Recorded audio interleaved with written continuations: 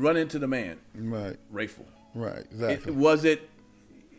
How do you run like you heard about him? Because when I used to go to the club, the chapter and all that, right. and I saw RAYFUL, he'd be in the corner. My boys might go and say something to him. He had a whole bunch of dudes with him. Right. I didn't talk to him, bullshit. But I knew who he was. Exactly. So when you knew someone like that, is it someone else hooked you up with him, and you was like, yo, I need some work. I want to work, take it to the next level. How's that even an introduction happen? Right. Yeah, a couple of his childhood friends got transferred to Spingarn from Dunbar High School. Oh, okay. And they had got put out of there for being aggressive and fighting, whatever. And they came up to my school, Spingarn, and got into it with us. And we kind of got the best of them. So they went and, told Ray, and we kind of met from there. Like he was like he wanted to meet me. They was just tripping off the story how I went about. Something happened. People take it to the 20th power based on how the fight went and all that went. Sure. Yeah. They fought you because you were part of the tough crew in Spingarn, or you were part of selling drugs, and they were trying to do the same thing. Right. No, I wasn't no drugs about that. It was just they came over there and they kept their same, still their same little, Huffy Bogart, and they got into some of my little men. So so we said we're gonna deal with y'all at 3 o'clock. So it was kind of like a little introduction. Okay. You know what I'm saying? Then it's like the real short, not to go to the story because it's long. Right. No. When it was about to start off, and I was in between getting my little man to try to, take his little hand wrap off so he can rumble the guy. One of the dudes was postured on the side of me like he about to steal me. Right. And I can see him on my parental. Right. So just instant, I said, fuck nigga, you about to steal me? Right, sure. So he ain't never say he's stealing his posture. And now I'm bluffing this time. Right. Now at this point, I was like, man, you faking, nigga, steal me. Nigga stole the shit out of me. Oh, wow. Okay. Right? Yeah. He stole this shit out of me right there. When he stole me right now, I'm like, did this nigga really steal me? Right. So I think he just stole me, nigga. And he stole me again. So the second time after he stole me, I ended up fighting because my stepfather would say, whenever you see the man in the middle, you see three dudes fight the middle. Okay. So I now started fighting and we ended up getting out of him. So what happened, when they went back and told the story, that changed too, man. That's a nigga named CURT BONE. He be fucking niggas up and he let you steal them. Oh, you know what I'm saying? shit. So that was like, that went to some Hercules shit, right? Raven. I gotta meet this nigga all the time. I was faking, and I didn't think this was going to jump out there because I seen him around the building. He already seen me do a few things, and he's with his buddy, so I thought he was bluffing. But he called my bluff on that. Yeah. DC off the chain, man. I remember gritting. Yeah. Gritting is when somebody stare at you for a long time. Because you got about a 2 to 3 second look at somebody. You better look away if you ain't trying to get. If you just happen to look, but if you look at somebody too long, y'all looking. Oh, nigga, what you? What's up with you, man? Bama, many of fights start that, stepping on shoes, and stealing. He said stealing, that means to punch on somebody, stole on and stuff. Yeah. And DC, every nigga in DC thought he could box. Right, that's what I say, and that's what's funny, because everybody say, we don't ever have gangs, we have what you call crews. But the difference is, one crew might be 9 deep, he might be 8 or 9 deep, but we'll meet up and say, okay, rumble head up, you rumble him, you rumble. It was never really, crew, gang on gang, and swinging, right? So that's why a lot of dudes from the area feel like they can fight because they got a whole bunch of individual one-on-one fights. You know what I'm saying? Right. So you hear that a lot. Well, and they saw Sugar Ray, and everybody thought he was Sugar Ray. Yeah. Bama thought he was Sugar Ray when he, be like Ray, 7 Up. I'm out of here with that bullshit. But okay, when you met RAYFUL, so did you know who he was? When he came to your school or came whatever meeting, why did y'all were impressed by him? He could have been another Bama that they knew over there.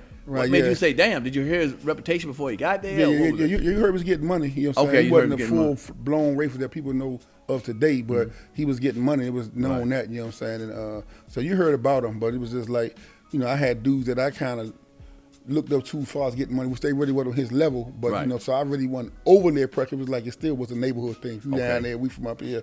So, after I met him and seen the charisma and the personality, it kind of hit off pretty good. Right.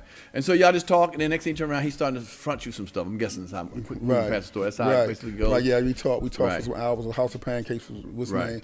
Come and see me. Right. I went down there, and then that's where they came. Where he started fronting me some stuff, so I was able to get on. And with the young cats, we just believe each other, because how you know he wasn't booed, or I know he had a rep, but how do you know other people, like you front somebody money, like how do you know that these people gonna come back legitimately with your money, ain't gonna get caught and snitch on you, all that? That's a dangerous game to be playing. You know what I'm saying? It's almost like an honor system. You know what I'm saying? Yeah. Everybody's in the game kind of came from the same teacher. Okay. And then you already know you can take somebody's stuff and don't pay them. You know, it's repercussions about that. You know what I'm saying? Right, sure. People going, and it's always back then.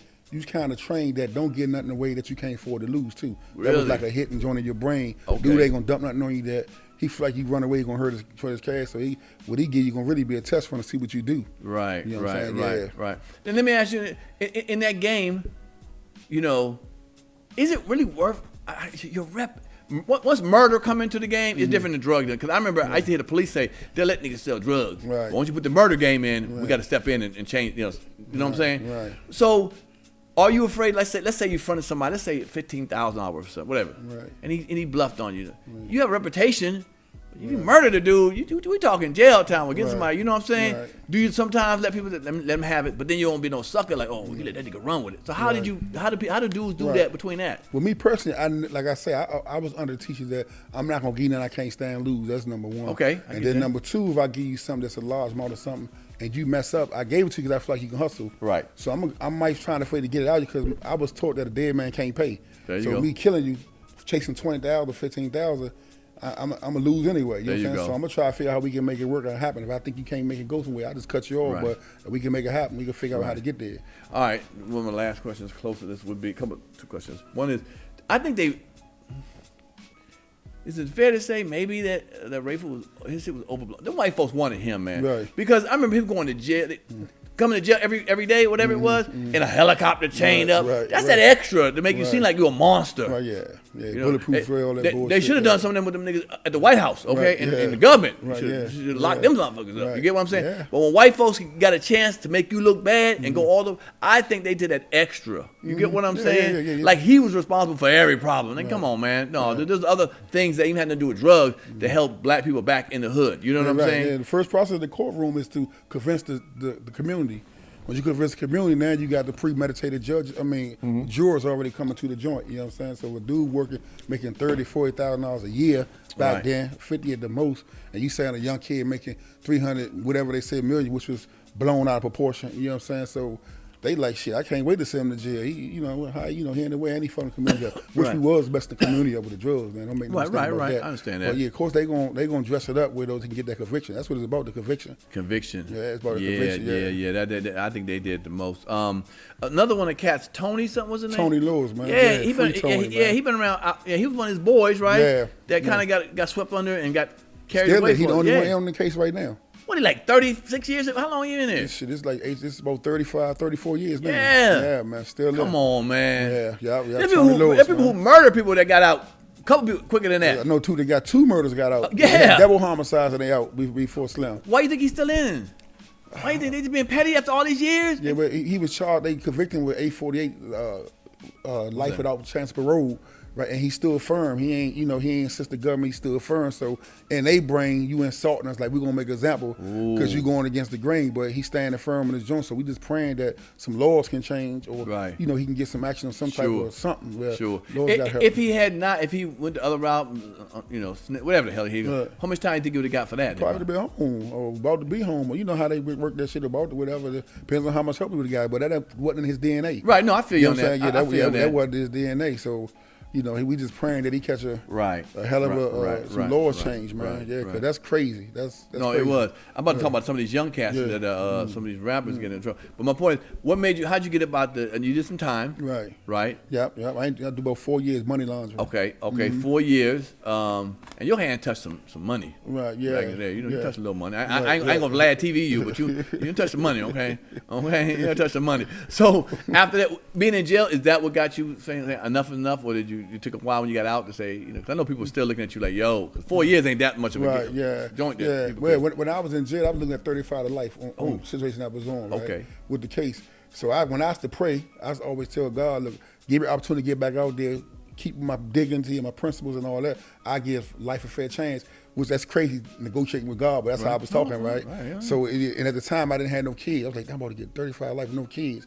So when I came home, when I caught the break and was able to get money laundering, I said I had to try, keep my end of the bargain. Then I had my daughter, which is my oldest daughter, 29 now. When I heard her, that was a wrap. You know what I'm saying? And I really wasn't a one-trick pony. You know what I'm saying? It was just a dude who was already leading the community. Shit was already in place. Right. So it was a matter of me just getting drugs and passing it out. Nice. Turn me up a little bit.